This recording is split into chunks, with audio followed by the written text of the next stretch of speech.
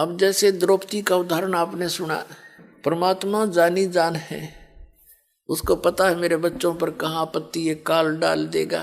ये तो समझ नहीं पा रहे, बालक हैं।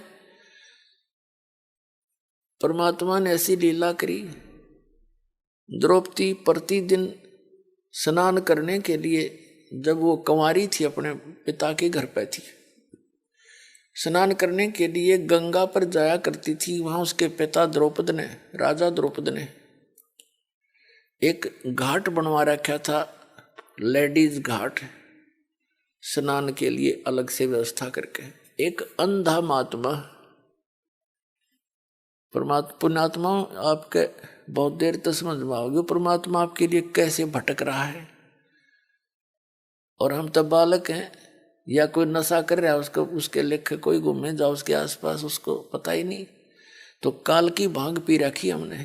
कबीर साहब कहते हैं, कबीर ये माया अटपटी और सब गट आण अड़ी, किस किस न समझाऊं या कुआ भांग पड़ी। एक एक न समझाना पड़ता है, जब जाकर 3 महीना में नशा उतरा इस ज्ञान को सुनने पीछे। करो सचमुच, या तो बात तो कुछ और है।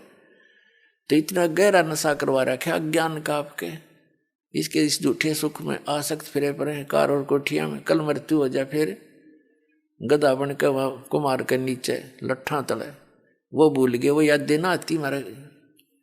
अब याद आवेगी आपको, रात में भी नींद नहीं आवेगी। जो जिनकी आत्मा जाग जाएगी, ये सत्कर मान लेना, बकवाद नहीं बहाऊंगी फिर आपको।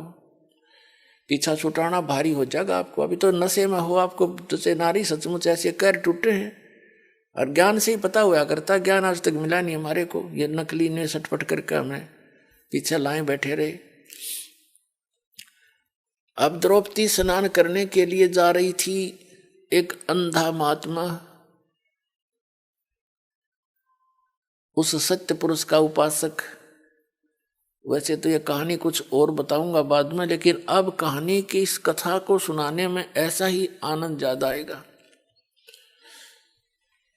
एक अंधा महात्मा, क्योंकि परमात्मा कबीर जी 100 लीलाएं करते हैं। जैसे सुदर्शन नाम का एक सुपच था वाल्मीकि, और पांडवों की यज्ञ में किसी से संपूर्ण नहीं हो रही थी, तो वहां कबीर परमात्मा उस समय करुणा में नाम से आए हुए थे द्वापर में, और वो सुदर्शन उनका शिष्य था।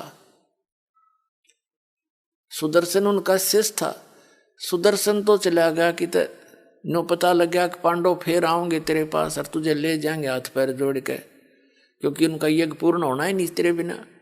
तो वो तो चला गया सैर सपट्टे को। पीछे से कबीर परमात्मा सुदर्शन रूप धारण करके वहां पहुंच गए पांडवों की यज्ञ में, और वहां शंख बजा दिया, डूंडा ठा दिया। ना 33 करोड़ देवता, 88,000 ऋषि, 12 करोड़ ब्राह्मण, सब ने भोजन खा लिया। राम श्री कृष्ण ने खा लिया, और शंख नहीं बाजा। कहते उस परमात्मा ने भोजन करते ही यानी डूंडा ठा दिया। तो ऐसे ही समझना इस कथा को। एक परमात्मा कबीर जी आए हुए रहते हैं, और वो जगह जगह अपनी लीला करते थे। कुछ दिन रहकर चले जाते थे। जो भक्त उनकी शरण में आके उनको उपदेश दे जाते थे, फिर वो भक्ति करके अपना बैटरी चार्ज कर लेते थे, उनका पुण्य बन जाता था। ऐसे एक महात्मा था अंधा, सूरदास, परमात्मा के संपर्क में आया। उसको सब दुखों का पता लगा अंधे ने। अब अंधा भी जब यहाँ के सुख चावे है, तो उसके साथ नालायक आदमी नहीं। यहीं कोई नौकरी चावे, कोई फंड चावे, अरे सब कैर टूट रहा तेरे ऊपर। तो वो बुद्धिमान व्यक्ति होते हैं, उसने समझ आ गई कि भाई पिछले जन्म का तो ये दुख आज तैयार कर लिया, मेरे सामने है। और आगे जब भक्ति नहीं करी, सत्साधना नहीं की, जैसे गुरुजी बता रहे हैं, तो फिर आगे ना मेरा क्या होगा। तो वो पुण्यात्मा था, उसका कसूती लगन लग रही थी। तो वहां वो परमात्मा, वो महात्मा अंधा उस पटरी पर चलता चलता दरिया के साथ साथ, और उस घाट के आसपास पहुंच गया। उसको मालूम नहीं कि कोई यहां लेडीज घाट है।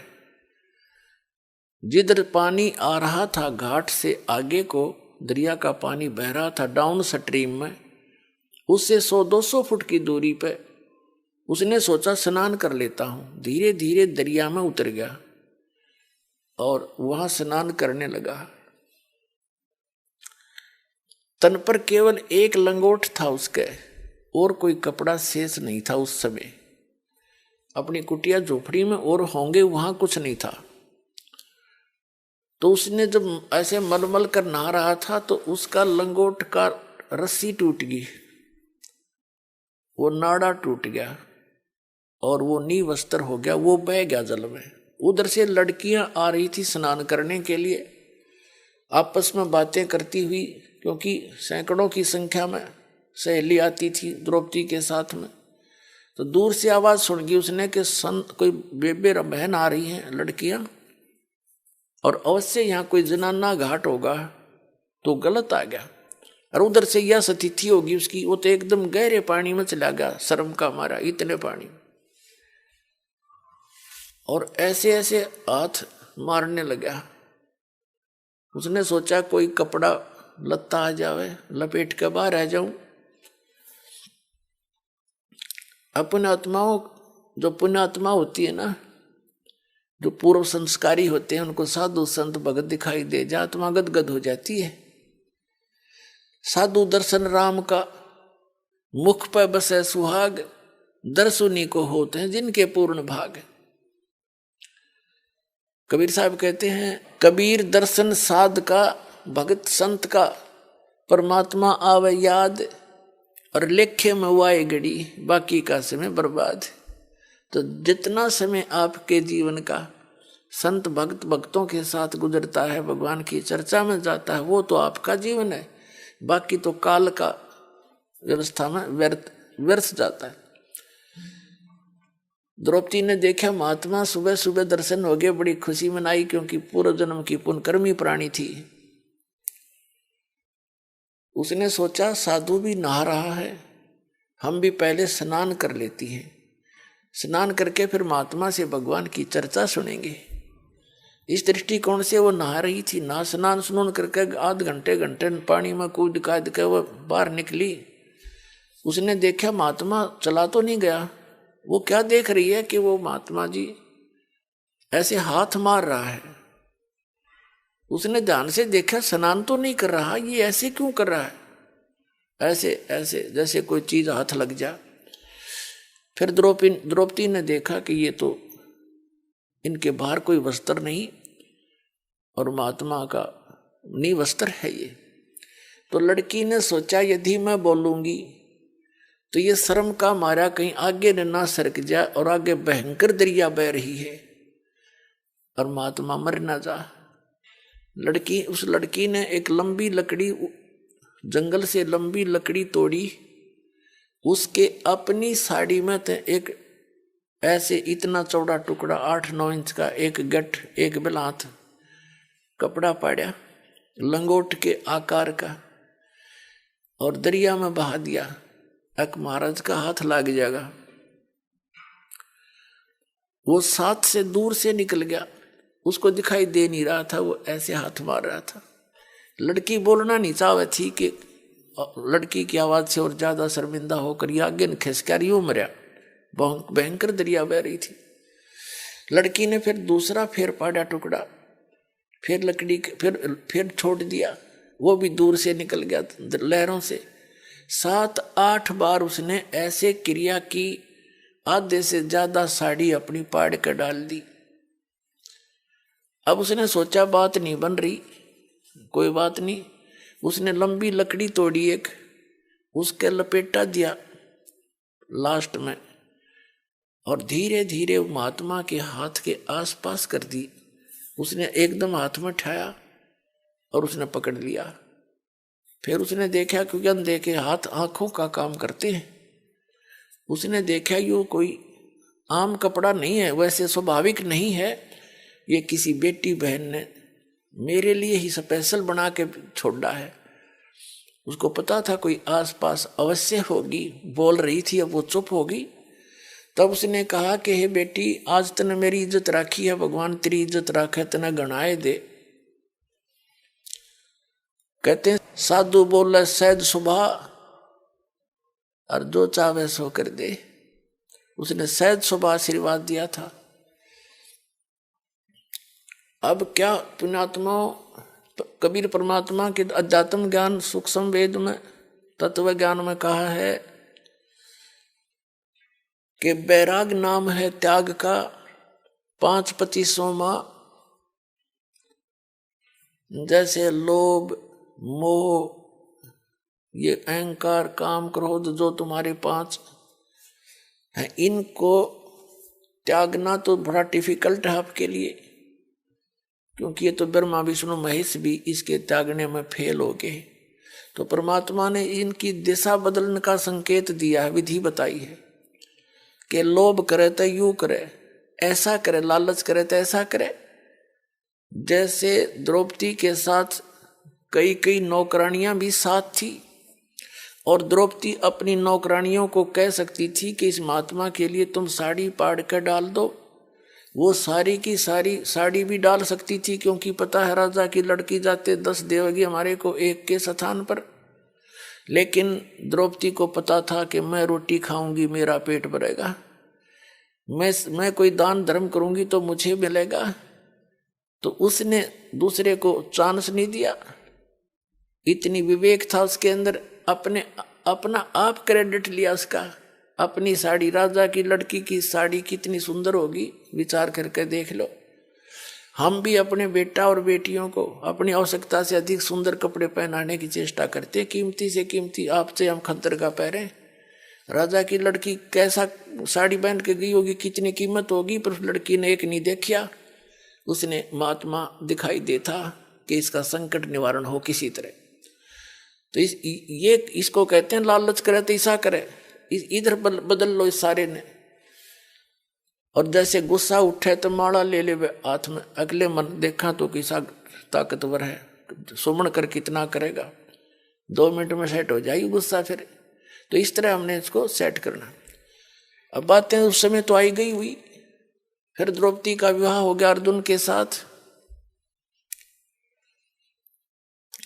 अब पुण्यात्मा एक नियम है कि भक्ति करे बिना आत्मा रह नहीं सकती। जो घना नास्तिक हो गया, घने कर्म फूट रहे जिसके जन्म जन्मांतरों में, और यह तुरंत ही कोई पशु योनि से आए हैं, वो तो भक्ति में रुचि रखते नहीं। बाकी 99% मानव शरीरधारी प्राणी भक्ति साधना बिना नहीं रह सकते, चाहे वो किसी धर्म में जन्मया है, और कोई ना कोई भगवान क्या क्रिया वो अवश्य करता है। तो द्रौपदी ने, इन पांडवों के गुरु थे श्री कृष्ण जी, ये भी ज्ञान सभी को मालूम है। गुरु बिन माला फेरते, गुरु बिन देते दान, यानी गुरु के माध्यम से ही सारा कुछ किया जाता। तो उस परमात्मा के ज्ञान की सभी जो है नकल अवश्य करते हैं, लेकिन प्रफुल्लित वही होता है जहां उस परमात्मा का भेजा हुआ परम संत हो। बाकी अन्य गुरुओं से भी आंशिक रहा तो परमात्मा ही देता, उनके माध्यम से देता है। अब क्या हुआ, जैसे पांडवों और कौरवों ने जुआ खेला और जुए में युधिष्ठिर सारा राज हार गया। अंत में उन्होंने द्रौपदी को कहा कि तू द्रौपदी को लगा दे दांव पर। और जुए वाले किसी बेईमान नीत होती है, उन्हें सोचा शायद इबका जीत जाऊंगा, सारा नाश करा के भी नहीं सोचा अगर इबका जीत जाऊंगा। अब द्रौपदी को ऐसा क्यों किया कि एक समय युधिष्ठिर राजा ने शीशे का महल बनवाया था, गलास का, और दुर्योधन को न्योता दे दिया, बुला लिया, भैया जा हमारे घर। द्रौपदी वहां खड़ी थी, दुर्योधन ऊपर जा रहा था, आगे शीशे में टक्कर लगी, दिखा को नहीं, खाली है शीशे, दीवार है, वो गिर गया। और द्रौपदी हंस कर मजाक कर दिया कि अंधों की संतान अंधी ही होती है। अब उसने, वैसे तो ये शब्द कहना उसका गलत था, द्रौपदी का भी, लेकिन उसने तो एज ए देवर ट्रीट करके एक मजाक सा कर दिया। लेकिन कहते हैं, कबीर साहब कहते हैं, सोना साधु और सजन टूट जुड़े 100 बार, और दुर्जन और पाका कलश एक के धक दरार। साधु भक्त अच्छी आत्माएं सजन और सोने ने कितनी बार तोड़ के फिर जोड़ दे, कोई निशान नहीं रहता उनके, उसाई बन जाते हैं। झगड़ा हो जाए 10 मिनट में फिर उसे हो जाते हैं। साधु संत घनी ईर्षा नहीं करते, मन में रंजस नहीं रखा करते, लेकिन कहते हैं दुर्जन जो निकम्मा इंसान और पक्का कलश, पक्का घड़ा, एक का धक दरार, एक का धक्के में उसमें इतनी ऐसी दरार आ जाती है फिर उसका चिन्ह नहीं मिटता। तो वो दुर्जन था दुर्योधन, उसने उस बात को अपने हृदय में घना खटक मान ली कि कभी इस द्रौपदी ने सबक सिखाऊंगा। उसी दृष्टिकोण से युधिष्ठिर ने से कहा दुर्योधन ने कि द्रौपदी ने लगा दे दाव पे। युधिष्ठिर ने सोचा शायद बात तो बन जा, वो द्रौपदी भी लगा दी फिर भी हार गया। अब बड़ी सभा के अंदर दुर्योधन ने कहा कि जाओ दुशासन, लाओ द्रौपदी को पकड़कर। अब उसी समय एक बांदी ने जाकर, नौकरानी ने जाके द्रौपदी से कहा कि द्रौपदी बात बिगड़ गई। द्रौपदी ने कहा क्या बात होगी? कि आपको जुए में हरा दिया राजा ने और सब राजपाट हार गए हुए। और दुर्योधन ने कहा है कि उस द्रौपदी को लाओ पकड़ के या नंगी करूंगा सबके सामने। तो द्रौपदी कहने लगी और कौन है वहां पर? कि 5 तेरे पति बैठे हैं पांडव, और द्रोणाचार्य गुरुजी बैठे हैं, धृतराष्ट्र जी, वो भीष्म पितामह कर्ण और चाचा विदुर वही विराजमान है, 101 वो पांडव बैठे हैं। द्रौपदी बोली क्या कह रहा था दुर्योधन? वो कह रहा है कि द्रौपदी को लाओ पकड़ के सभा में नंगी करूंगा उसको। द्रौपदी बोली तेरा दिमाग खराब हो रहा है, गुरुजी बैठे द्रोणाचार्य, भीष्म पितामह बैठे, चाचा विदुर है, और कर्ण जैसे महापुरुष बैठे, ऐसा हो सकता है? तने गलत सुना है, ना साची कहूं। उसी समय दुशासन पहुंच गया कि चल द्रौपदी, उसके बाल पकड़ लिए, पकड़ के बाल घसीट के लाया, सभा में खड़ी कर दी। और दुर्योधन पुण्यात्मा अंत कहते विनाश काले विपरीता बुद्धि, भरी सभा में ऐसा जुल्म करना चाहे उस, कहने लगा दुशासन इसको नंगी कर और मेरी जांग पर बैठा दे यहीं पर। अब द्रौपदी ने पहले दुशासन चला उसकी साड़ी उतारने के लिए, पहले तो देखा अपने 5 पतियों की ओर, उन्होंने नीची गर्दन कर ली। फिर देखा उसने भीष्म पितामह द्रोणाचार्य कर्ण की ओर, उन्होंने भी कोई उसकी मदद नहीं करी। अब ये क्या हो रहा है? तो द्रौपदी जब देखा ना, पुण्यात्मा भगत जब तक संसार से मदद मांगता है परमात्मा दूर रहता है, और जब भक्त भगवान से ही आश्रित होता है, जब पता लग जाता है ये कुछ ना है बाकी के, एक का साथी है अपना, तब वो निकट आता है। कबीर साहब कहते बंदे से बंधा मिले छूटे कौन उपाय, कर बंदगी निर्बंध की जो पल में लेत बचाए। बंदे तो बंदे मिले, वो तो हार चुके थे, वो बंद गए वसंत पांडव, और वो भीष्म पितामह द्रोणाचार्य और कर्ण ये बंद गए, उसका अन्न खा के, दुर्योधन दुष्ट का अन्न खा के वहां रहा करते उसके बाग में, वह नो उनकी बुद्धि मलिन होगी, कुछ नहीं बोल सके। तो उस समय विदुर एक भगत बीज बैठा था वहां पर, विदुर खड़ा हुआ और उसने कहा रे भले आदमियों कुछ तो विचार कर लो, तुम किसकी बेइज्जती करने जा रहे हो? अपनी बहू की? चाचे ताऊओं की बहू बेटियां कोई 2 नहीं होती, कुछ बुद्धि से काम ले दुर्योधन, तेरी मत मारी गई। कहते हैं विदुर कहे ये बंधु थारा, एक का कुल एक का परिवारा। विदुर के मुख पर लगा थपेड़ा, तू तो है पांडवों का चेहरा, तू तो है बांदी का जाया। कहते हैं भीष्म द्रोण और कर्ण मुस्काया। अब जिस महाभारत न पढ़ के हम कल्याण मान्या करते थे, उसके आचरण देखो, उनके हीरोज के। भीष्म पितामह, द्रोणाचार्य और कर्ण, इन तीनों में से एक भी खड़ा होकर न्यू कह देता ना उस सभा में, खबरदार देश लड़की का हाथ लगाने कम, तुमने शर्म नहीं आ रही। वो इतने सूरवीर थे, दुर्योधन को पता था यो एकला बतेरा तुमने सारा न गढ़ देगा, तो वो कोई उसका हाथ नहीं लगा सकते थे। लेकिन उस दुर्योधन के अन्न खाकर उसकी सेवा से शुश्रूषा से इतने बुद्धि भ्रष्ट हो गए, वह एक भी नहीं बोला, नो खड़ा होगा तू कह के रहा क्या कर रहा है, और बल्कि विपरीत उसने प्रतिक्रिया की उन तीनों नालायकों ने।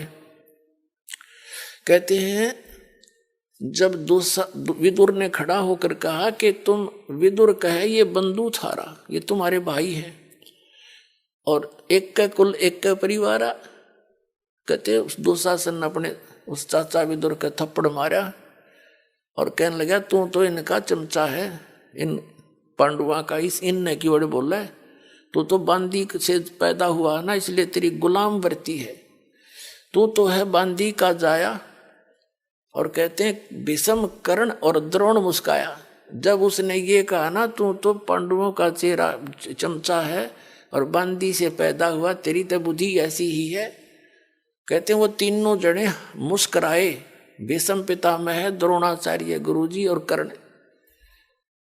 बता, और हम इनके इतिहास पढ़े, वहां से फिर इस बात पे चाचा का थप्पड़ मारा बेटे ने, उन्हें खड़ा, या तो सभा छोड़ जानी चाहिए ऐसी पंचायत में जहाँ ऐसी बकवास चल रही हो, नहीं तो बुद्धिमान व्यक्ति और नेक नीति के व्यक्ति ने सच्ची बात कहनी चाहिए। तो उस पूरी भरी पंचायत में एक था विदुर, जिसने सच कहने की हिम्मत की और नहीं मानने तो उठ कर चला गया, भले ही उसको चाहे ताड़ना भी मिली हो, तो वो दोषी नहीं होता भगवान का। फिर अब ये भीष्म, द्रोण और कर्ण ये पंचायत में थे, इन्होंने कुछ भी साची नहीं की बल्कि विरोध किया, तो अंत में इनकी कैसी दुर्गति से मौत हुई तीनों की उस महाभारत के अंदर। कहते हैं भीष्म, द्रोण, कर्ण ने कहीं न आडी तीछी और तात महाभारत में उनके ना ऐसी बीती। अब द्रौपदी ने देखा कि भी तो सारा ही बात बिगड़ी पड़ी है, ये बिना बोलते देख बैठे बैठे पुण्यात्मा।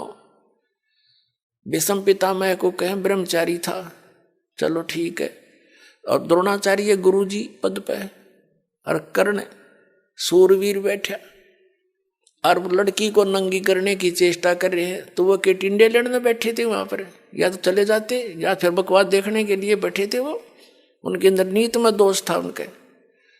तो पुण्यात्माओं जो ही द्रौपदी की साड़ी उतारने लगी, द्रौपदी ने देख लिया यहाँ तो कोई तेरा नहीं है, ये संसार से हार ले है ना प्राणी, जो भगवान ने याद करे, और उस समय उसकी याद एक न्यारी होती है, और उस कसक का साथी है भगवान, कि सब न भूल के मुझे याद करे, तब वो मदद करता है।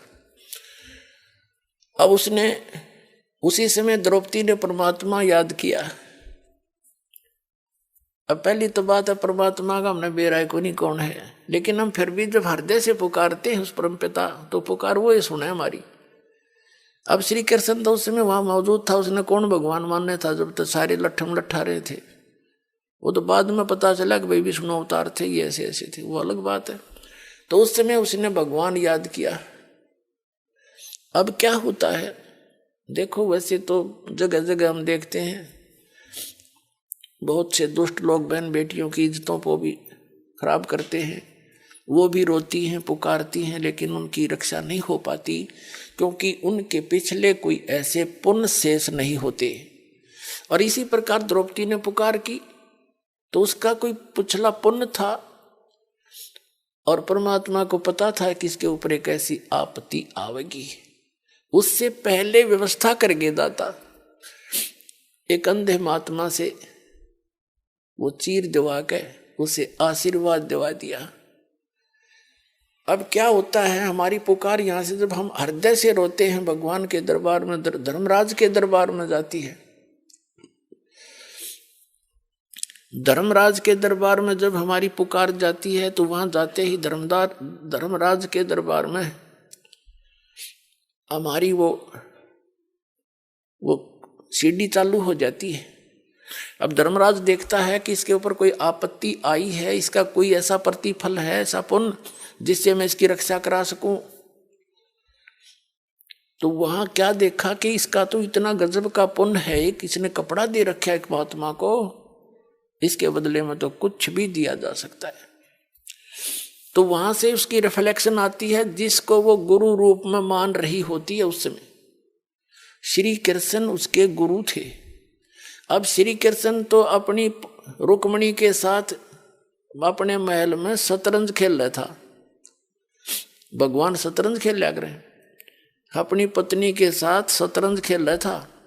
और उस शतरंज में ऐसे डालते हैं, पौ 12 पत कच्चे 12 पक्के 18, इस तरह बोलते हैं जो पासे डालते हैं। तो श्री कृष्ण ने यूं पासे डाले, पासे डालते हाथ ऐसे हो गया, अकड़ गए, और उसने कहा अनंत।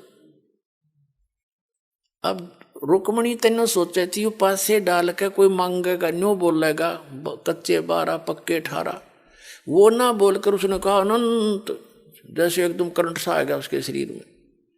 अब रुक्मिणी हाथ पकड़ के हंसने लगी, नहीं बोली हार गया ना कि अनंत अनंत कर रहा है, बोल के बोलेगा। तब वो कहने लगी अनंत क्यों कहा तूने? तब वो कहता है कि जो दुशासन ने द्रौपदी रुक्मिणी कर पकड़ा मुस्काई, हाथ पकड़ के हंसने लगी और अनंत कहा मोकू समझाई। यू अंत क्यों कहा, मुझे इसके बारे में बताइए। ये सूक्ष्म वेद के अंदर परमात्मा ने यथार्थ ज्ञान दिया। पुण्यात्मा, आप अभी तक तो आपने अध खबड़ा सा ज्ञान सुन रखा था, बस ये है कंप्लीट स्पिरिचुअल नॉलेज जो आपके स्वरूपरू हो रहा है। रुक्मिणी कर पकड़ा मुस्काई, अनंत कहा मोको समझाई। श्री कृष्ण कहते हैं दुशासन ने द्रौपदी पकड़ी, हमरी भगत सकल में सिखरी। अब उसमें रिमोट तो मालिक का बोल रहा था उस समय, कबीर भगवान का। उसने तो आप नहीं पता मैं क्या बोल रहा हूं। हमारी भगत पे छोड़ी हुई तो हमारा नाम न ले वह कोई, तंदेही से पासा डारी। वो तो खेलने लग गया फिर वहां पर। और पहुंचे सूक्ष्म रूप मुरारी, कबीर परमात्मा पहुंचे द्रौपदी के सिर पर, पहुंचे सूक्ष्म रूप मुरारी। खेचत खेचत खेच कसीसा, सिर पर बैठे हैं जगदीशा। द्रौप सुता के चीर बढ़ाए, शंख शंखों पार नहीं पाए। अंधे को कोपीन दई थी, अंधे को कोपीन दई रे भाई, ताते उसका चीर बढ़ाई। अब कुछ दिन उधर तो वो दुशासन थक लिया, ढेर लग गया। कहते हैं दुशासन 10,000 हाथियों का ताकत रखता था और द्रौपदी कमल का फूल जैसी थी। परमात्मा की आड़ में जीव नो सुरक्षित रहा करे। वो थक के पसीना पसीना होकर ढेर लग गया चीर का और बैठ गया मुंह लटका के, इतना योद्धा। तब वो चीर काट दिया गया और द्रौपदी को कह दिया गया आप जाइए। कुछ दिनों के बाद फिर श्री कृष्ण आए वहां पर। तब श्री कृष्ण जी से पूछा कि हे भगवान, आपने मेरा कौन सा पुण्य मेरे आगे अड़ गया था जो मेरी इज्जत आपने ऐसी राख दी। भगत तो अपने गुरु ने कहा करे। तो परमात्मा ने उसकी दिव्य दृष्टि खोल दी श्री कृष्ण की अपने रिमोट से, उसको दिखाया को हो द्रौपदी, जो आज तुझे तेरी रक्षा जो की है भगवान ने, वो बताऊं कौन से पुण्य से की है। कहाँ बताइए कि एक समय तू स्नान करने गई थी, अपने पिता के घर पे थी कंवारी। उस समय एक साधु अंधा महात्मा जल में स्नान कर रहा था और उसकी कॉपी ने एक लंगोट था, वो गुम हो गया था, जल में बह गया था। आपने एक साड़ी का टुकड़ा पाड़ के दिया उसने। ये फिल्म चल पड़ती है ऐसी जिनकी दिव्य दृष्टि थोड़ी बहुत काम करने लग जाती है। तो उस कपड़े के बदले में तेरा यो ढेर ला दिया भगवान ने। अब द्रौपदी कहती है भगवान, उस एक लीर के कारण मेरे हो गए चीर अपार।